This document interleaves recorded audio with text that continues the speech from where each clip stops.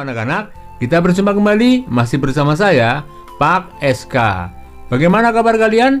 Semoga kita semua selalu dalam keadaan sehat, kalian tetap semangat, selalu ceria, dan terhindar dari wabah virus yang sedang melanda dunia.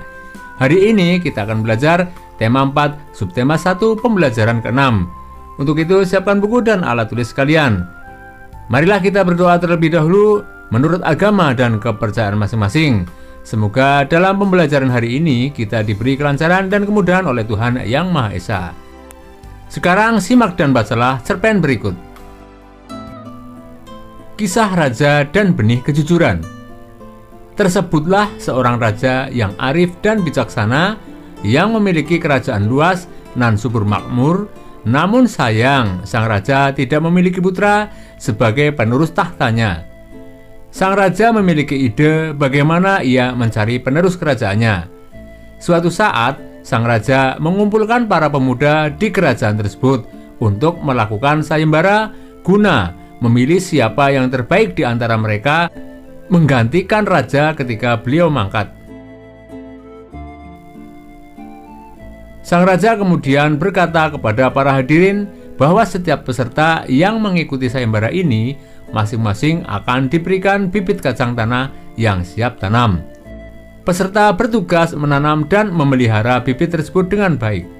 Barang siapa yang bibitnya tumbuh paling baik, maka ia yang akan menjadi pemenangnya.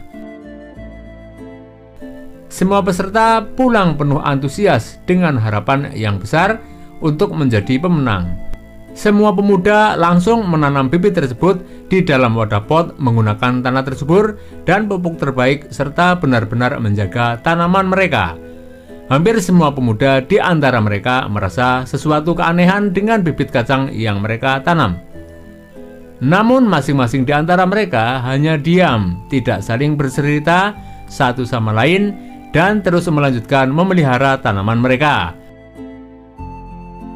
Hari demi hari mereka terus membicarakan tanaman mereka yang terus tumbuh subur dan tinggi. Hanya ada satu pemuda yang sangat malu untuk menceritakan tanamannya, karena jangankan tumbuh tinggi, tunas kecil pun tak pernah tumbuh dari bibit yang ia tanam, padahal ia sudah melakukan yang terbaik untuk menanam bibit itu.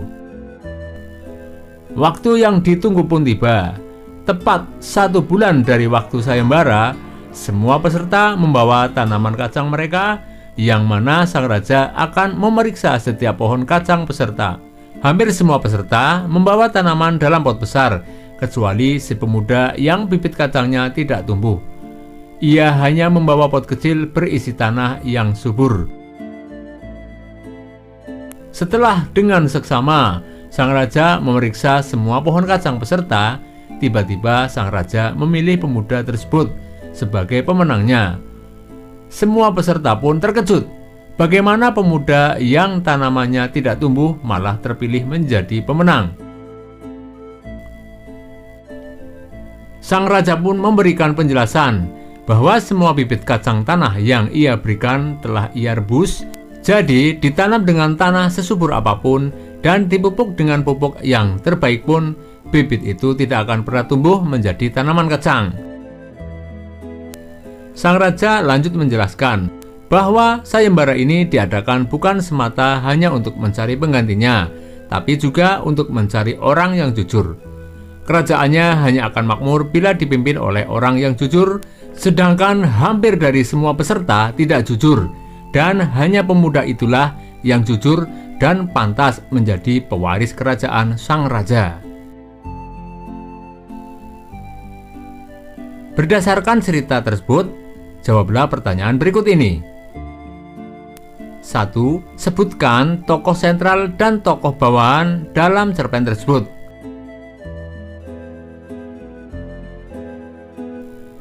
2. Di mana latar tempat cerpen tersebut?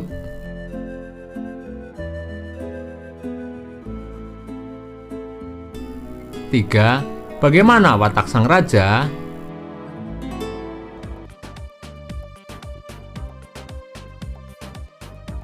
4. Apa konflik dari cerpen tersebut?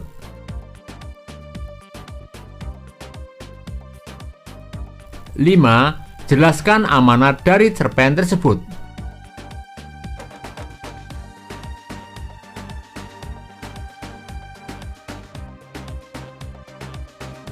Anak-anak, ada beberapa jenis kejujuran. Jenis-jenis kejujuran. Terdapat 4 jenis kejujuran. Jenis yang pertama, jujur kepada Tuhan Yang Maha Esa. Seseorang yang beriman seharusnya mempunyai kejujuran yang tinggi. Seseorang yang jujur kepada Tuhan Yang Maha Esa akan memiliki hati yang tulus dalam hal pekerjaan dan sebagainya. Jenis yang kedua, jujur pada diri sendiri. Berarti seseorang mengetahui kelebihan dan kekurangan yang ada di dalam dirinya. Seseorang yang jujur akan diri sendiri lebih baik daripada seseorang yang mengatakan tahu padahal dia tidak tahu. Jenis yang ketiga, jujur pada keluarga. Keluarga adalah tempat awal seseorang bertumbuh. Seseorang tentunya juga harus jujur kepada keluarga. Jenis yang keempat, jujur kepada orang lain. Kita harus senantiasa berkata dan berperilaku jujur kepada orang lain. Faktor-faktor yang memengaruhi kejujuran. 1. Faktor keluarga. 2. Faktor sekolah. 3. Faktor masyarakat. 4. Faktor lingkungan.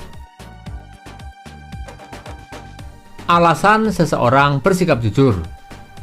Alasan seseorang bersikap jujur antara lain seseorang ingin dihargai, ingin menerapkan sikap sebagai orang yang beragama, dan menjadi orang yang bertanggung jawab.